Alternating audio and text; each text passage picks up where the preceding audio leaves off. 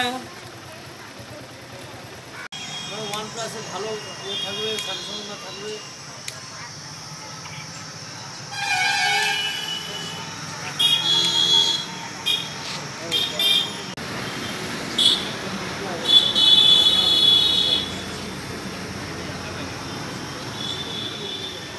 Party অফিসে তালা দিতে হলো এবং দখল করা নিয়ে গন্ডগোল হলো। আমরা ঠিক তা বলতে পারছি না। আমরা বললাম সকাল 7টায়, সকাল 7টার সময় এসে আমার লোকরা ঝাঁট দিচ্ছিল পার্টি অফিসে ঝাঁট দেওয়ার পর রহিম মল্লিক বলে যে উপদান আছে এবং অপূর্ব চৌধুরীর নেতৃত্বে, অপূর্ব নাকি পাঠিয়েছে। অপূর্ব চৌধুরী কে? অপূর্ব চৌধুরী এখানে হচ্ছে এমএলএ, তিনি পাঠিয়েছেন। পাঠানোর পর পার্টি অফিস দখল করে, এগুলো আমরা দখল করে নিয়েছি এবং আমাদের ছেলেদেরকে দুঃখাত্ম মারে তাকে বার করবে এবং আমাদের এই গোলকৃষ্ণ আছে আইপিসি, সে তার খেয়েও এসেছিল, তাকেও বার করবে। কী কারণ? কারণ আমি বলতে পারবো কী কারণ। কারণ ধরুন আমাদের তো ইলেকশন সময় কোনো নেতৃত্বকে ডাকে নেই। ধরুন নেতৃত্ব যারা আছে পুরনো খবর নিয়ে দেখুন, ইলেকশন করেছে কাউকেই ডাকে নেই। ও নিজে নিজে ইলেকশন করেছে, নিজেও ঠিকমতো বেরোয় নেই আর ডাকেও নেই। ওগুলোকে যারা নেতৃত্ব আগে ছিল তাদেরকে সবাইকে বসিয়ে দিয়েছে। সব অঞ্চলে একটা গ্রুপ। কে ডাকেনি? কে ডাকে? অপূর্ব চৌধুরী এমএলএ। আপনার কি মনে হয় যে এই যে ওই সব কারণেই কি আজকে পার্টি অফিস দখল করতে হলো জোর করে? অবশ্যই 100 বার নাহলে হবে কেন? Party office Trinamool party office দখল করবে কেন? আমরা তো কোনো ভুল ঝামেলা যাই না। আমরা পঞ্চায়েত ইলেকশন থেকে আমাদের লোককে মেরে পাহাড় ভেঙে দিয়েছে, প্রচুর লোক আমাদের মেরেছে, গ্রাম ছাড়া আছে। প্রশাসন ব্যবস্থা নিয়েছে, প্রশাসন এসেও সঙ্গে সঙ্গে বলেছে, প্রশাসন এসে পার্টি অফিস থেকে বার করে চাকরি হবে। তা আপনারা তো তৃণমূল দলই করেন। হ্যাঁ, আমরা তৃণমূল দল করছি। তাহলে এটা কি গোষ্ঠীদ্বন্দ্ব? না, গোষ্ঠীদ্বন্দ্ব কী করে বলবো? তাহলে তৃণমূলের বিধায়ক, তৃণমূলেরই আপনি একজন নেতা, তাকে প্রশ্ন করতে হবে কী কারণে আটকাছে। আমরা জেলার নেতৃত্বকে জানিয়েছি, আমাদের রবিদাকে জানিয়েছি, রবিদা কলকাতাকে জানিয়েছে এবং জানি না কী হবে পর। আমি বলতে পারছি আমার জায়গা ওটা আমাদের নিজের জায়গা। আমরা 4 ভাই এবং আমার দিদি, আমাদের নামে রেকর্ড আছে, পর্চা আছে, কাগজ আছে। এখন পার্টি অফিস কী অবস্থা আছে? পার্টি যখন কেন্দ্র বাহিনীতে ঘিরে রেখে দিয়েছে আর রেখে দিয়েছে এবং তারা আপনারা কোথায়? আমরা একটা অন্য জায়গায় রাস্তায় লাগিয়েছি।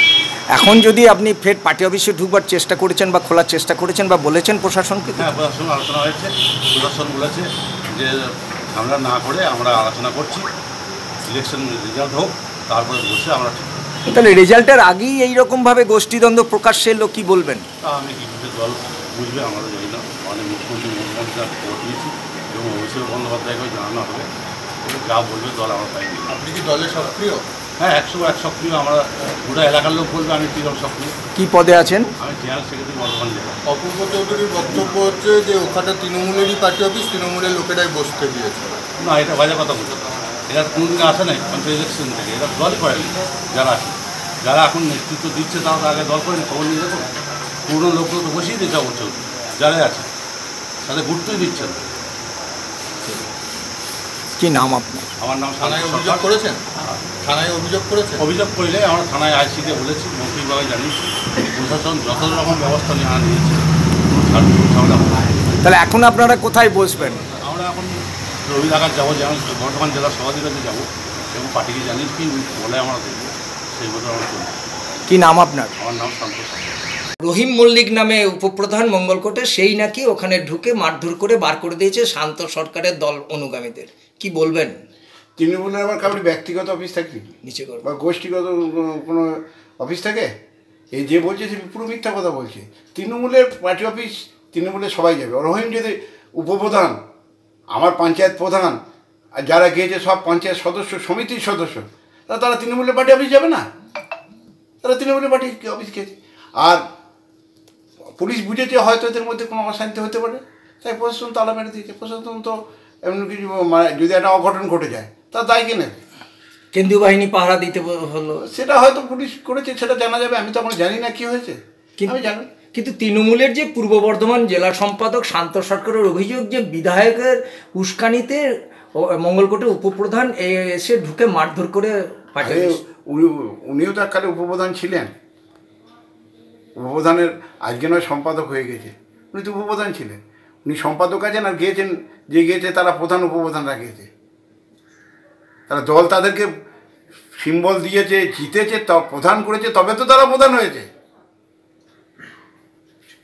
পার্টি অফিস তার নিজস্ব সম্পত্তির উপর তৈরি করা, তাই কেউ বলতে পারেনি যে আমার নিজস্ব সম্পত্তি? তাহলে দিয়েছেন কেন? তিনি মমতা ব্যানার্জিকে বলে দিন যে আমার জায়গার পার্টি অফিস করা হবে না, আমি ওখানে অন্য কিছু করব, ব্যবসা করব, নিয়ে নেবেন পার্টি অফিস। কিন্তু পার্টি অফিস করার পর বলবে আমি কাউকে ঢুকতে দেবো না, এটা আমার পার্টি অফিস। দল কিন্তু ব্যক্তিগত নয়, দল সবার, সকলেই ঢুকবে, সবাই ঢুকবে। তিনি অভিযোগ করছেন যে কোনো ব্যবস্থা নেবেন শান্ত সরকারের বিরুদ্ধে? দলকে জানানো হবে, দল ব্যবস্থা নেবে।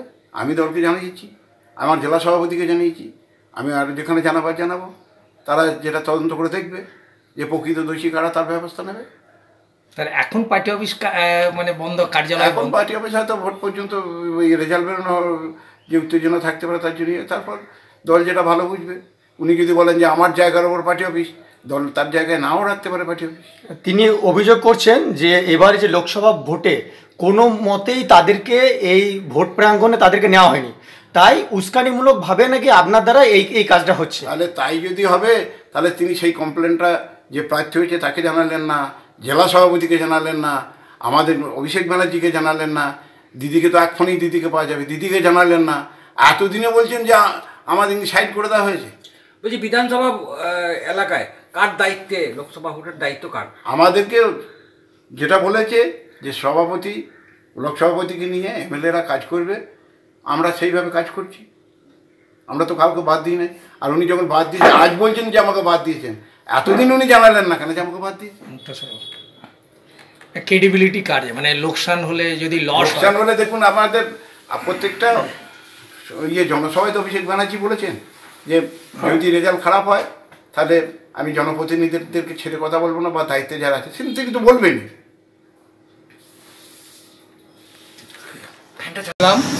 আমাদের প্রতিদিন এভরিডে যেভাবে ফার্স্ট সকালবেলায় পার্টি অফিস খোলা হয়, আমার একটা লোক আছে প্রতিদিন এসে ফার্স্ট সকালেই 7টার মধ্যে ঝাঁটপাট দিচ্ছিল। সেই অবস্থায় ওরা রহিম মল্লিক তার দলবলকে নিয়ে এসে মানে পার্টি অফিস দখল করে নেয়।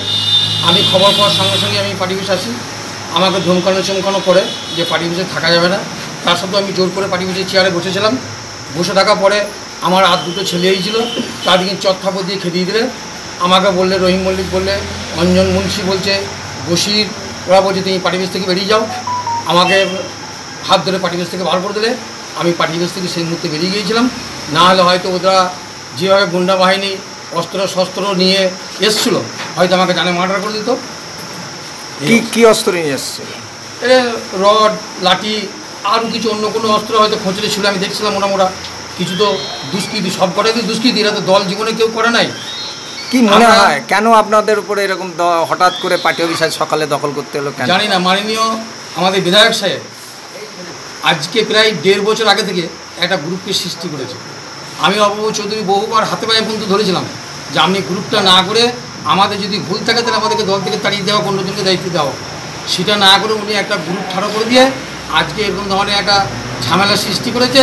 এখানে যা চলছে আমাদেরকে তো মার্ডার করে দেবে, ওরা শান্তিটাকে তো মার্ডার করে দেবে। পুলিশকে জানিয়েছেন? অবশ্যই পুলিশকে জানিয়েছি, পুলিশ তার ব্যবস্থা নিয়েছে। কি গোষ্ঠীদ্বন্দ্ব কেন হলো? গোষ্ঠীদ্বন্দ্বের কারণ? গোষ্ঠীদ্বন্দ্ব কেন হলো সেটা বলতে পারবো না। আমরা কিন্তু সক্রিয় যে মাননীয় মুখ্যমন্ত্রী দল করি আজকে নয়, আমার বাপদাদার আমল থেকে কংগ্রেস থেকে যে আমরা তৃণমূল করছি, 2003 সাল থেকে আমরা তৃণমূল কংগ্রেস করছি।